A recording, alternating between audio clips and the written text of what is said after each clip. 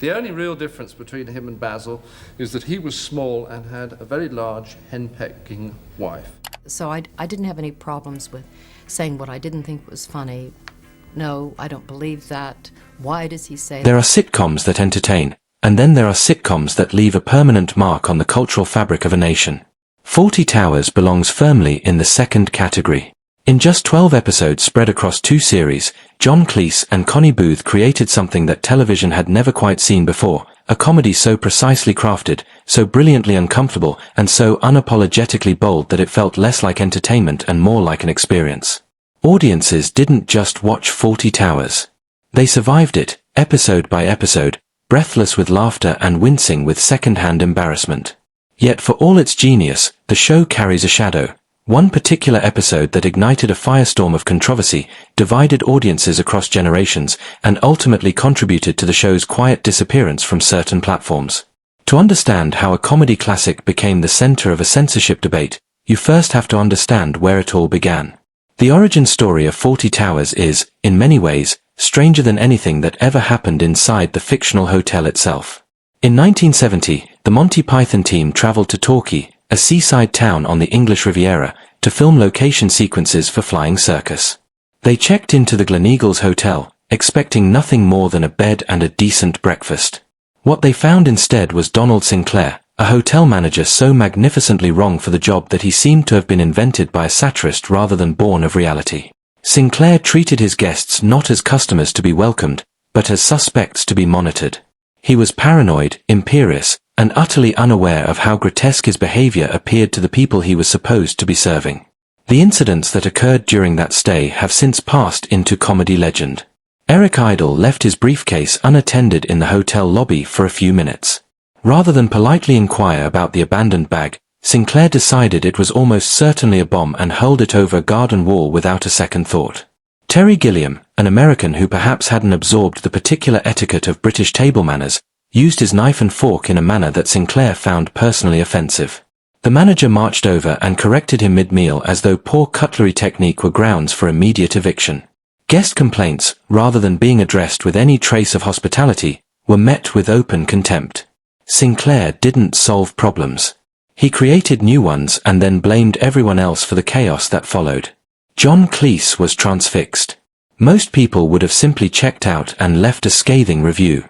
Cleese, however, saw something extraordinary in Sinclair's spectacular incompetence, a comic archetype so perfectly realized in real life that fiction could only dream of matching it. He took mental notes. He studied Sinclair the way a naturalist might study a rare and bewildering species. Years later, working alongside his then-wife Connie Booth, he poured everything he had observed into a character who would become one of the most iconic figures in British television history. Basil Fawlty was born not from imagination alone, but from a genuinely surreal encounter in a Devon hotel with a man who never knew he was auditioning for immortality. When Fawlty Towers first aired on the BBC in September 1975, the critical reception was far from rapturous. Some reviewers found it baffling, too frantic, too absurd, too uncomfortable to be considered straightforward entertainment. One critic famously dismissed it as a disaster. What those early reviews failed to grasp was that the chaos was the point. The show was not poorly constructed. It was a precision instrument designed to look like it was falling apart. Every misunderstanding, every cascading disaster, every moment of Basil's barely contained rage was meticulously engineered. Cleese and Booth reportedly spent months writing each episode, laboring over the mechanics of the farce with the intensity of architects designing a skyscraper. The result was comedy that operated like clockwork hidden inside a smoking ruin. The public understood it immediately. Audiences clicked with Basil Fawlty in a way that was almost uncomfortable in its intimacy.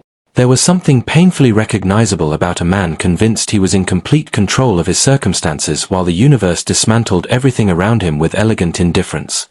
Basil was not a villain. He was something more interesting, a deeply insecure man of frustrated ambitions, trapped in a life he considered beneath him, surrounded by people he was constitutionally incapable of respecting. His snobbery was his downfall, and watching it betray him again and again never lost its power. Prunella Scales gave Sybil Fawlty a magnificent, withering authority. Andrew Sachs made Manuel not just a comic device but a genuinely sympathetic character, cheerful and eager in the face of constant mistreatment. Connie Booth's Polly was the only person in the building who seemed to understand the laws of cause and effect. Despite its growing popularity, the BBC came perilously close to cancelling the show after its first 6 episodes. It was only through the gradual accumulation of devoted viewers, drawn in by reruns and word of mouth, that executives agreed to commission a second series. That second series, which aired in 1979, is widely considered to contain some of the finest half-hours of comedy ever broadcast on British television. It also contains the episode that would follow Fawlty Towers like a long, complicated shadow for decades to come. The episode in question is called The Germans. On the surface, the premise is straightforward enough. A group of German tourists check into the hotel. Basil, who has recently suffered a concussion, attempts to host them while simultaneously trying to suppress every instinct he has to reference the Second World War. He fails, catastrophically and completely, in a sequence that escalates from awkward to surreal to utterly unhinged. The famous instruction he issues to his staff, "Don't mention the war," has since become one of the most quoted lines in British comedy. What follows is Basil violating his own command with increasing recklessness, culminating in a full goose-step march through the hotel lobby accompanied by an exaggerated impression of Adolf Hitler. When the episode first aired, British viewers were divided in a way that the show had never quite provoked before. Many found it brilliantly funny, and their reading of the comedy was arguably the one Cleese intended. The joke, they argued, was never aimed at the Germans. The butt of every laugh was Basil himself, his ignorance, his arrogance, his total inability to manage his own impulses, and his catastrophic failure to behave like a civilized adult. The German tourists in the episode are depicted as reasonable, patient, and increasingly baffled by the spectacle before them. They are not the subject of mockery. Basil is. The war obsession that consumes him is presented not as patriotism but as a kind of national neurosis, a peculiarly British failure to move past a conflict that had ended 3 decades earlier. Others, however, were not convinced by this interpretation. Letters arrived at the BBC in considerable numbers. Critics accused the episode of trivializing history. Some viewers felt that no satirical framing could justify the sight of a man performing a Hitler impression for laughs on primetime television. A handful demanded the episode be permanently withdrawn. BBC executives held lengthy internal discussions about whether the broadcast had crossed a line that should not have been crossed.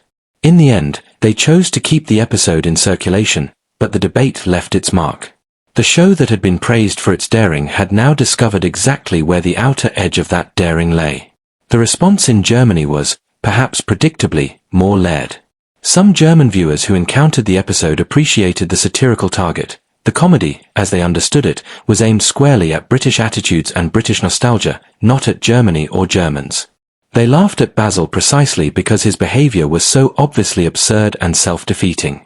But for others, particularly those with personal connections to the war or its aftermath, the images were not so easily reframed as satire. The history was too close, too real, and too painful for a frying-pan approach to comedy. The controversy did not end with the original broadcast. It lay dormant for years, occasionally resurfacing in discussions about the boundaries of comedy, until the streaming era brought it roaring back to life. When Fawlty Towers became available on digital platforms to global audiences, the Germans attracted a new wave of scrutiny. Viewers who encountered it without the context of 1970s British culture and without any previous familiarity with the show's satirical logic often reacted with genuine shock. Several streaming services removed the episode entirely. Others edited specific scenes or lines they considered offensive. The cuts provoked an immediate and furious backlash from fans who argued that the edits misrepresented the show's intentions and amounted to a form of censorship that was both intellectually dishonest and creatively destructive. John Cleese entered the argument with characteristic bluntness. He defended the episode vigorously, articulating what he considered the obvious point, that satire is not required to be comfortable, and that Basil Fawlty's ignorance and arrogance were always the targets of the show's comedy, not the people he was ignorant about. Cleese argued that removing or sanitizing the episode was a misreading so profound it essentially reversed the show's meaning. Basil, he reminded anyone who would listen, was never a hero. He was a fool. His prejudices were not celebrated. They were exposed, ridiculed, and punished by the narrative in every episode. The Germans was simply the most extreme example of a dynamic that ran through the entire series. The wider debate triggered by these edits touched on something that extends well beyond Fawlty Towers.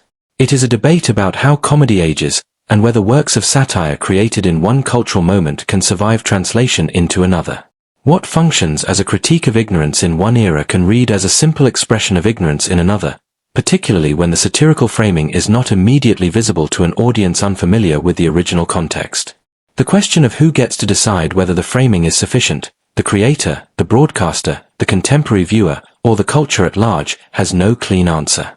Fawlty Towers simply happened to be prominent enough, and the episode in question extreme enough, that it became the flashpoint for all of these unresolved tensions simultaneously. What makes the story of the Germans genuinely fascinating is not that it ended the show. It didn't, at least not directly. Fawlty Towers concluded because Cleese and Booth had finished what they wanted to say, and both had the wisdom to know that 12 perfect episodes were worth more than 20 mediocre ones. The show's disappearance from certain platforms in the streaming age is a different kind of ending, one imposed from outside rather than chosen from within. And it raises a question that lingers long after the laughter fades. What is lost when comedy is protected from its own sharpest edges? The answer, those who love the show would argue, is everything. The discomfort of Fawlty Towers was never incidental. It was structural. The show worked precisely because it refused to offer the audience a comfortable position from which to watch. Basil's failures were funny because they were recognizable. His prejudices landed because they reflected attitudes that existed, and still exist, in the real world. Sanitizing the show does not make those attitudes disappear. It simply removes the comedy's ability to hold them up to the light. Fawlty Towers ran for 12 episodes. It was born from a genuine encounter with human absurdity in a seaside hotel, shaped by two gifted writers at the peak of their collaboration, and performed by a cast who gave the material everything they had, sometimes at genuine physical cost, as Andrew Sachs could attest. It was declared the greatest British television series of all time by the British Film Institute in 2000, a judgment that has not seriously been challenged since. And one of its 12 episodes remains, decades later, a case study in the complexity of comedy, in what it means to laugh at something difficult, in who bears the cost of that laughter, and in whether the intentions of the artist can survive the test of time unchanged.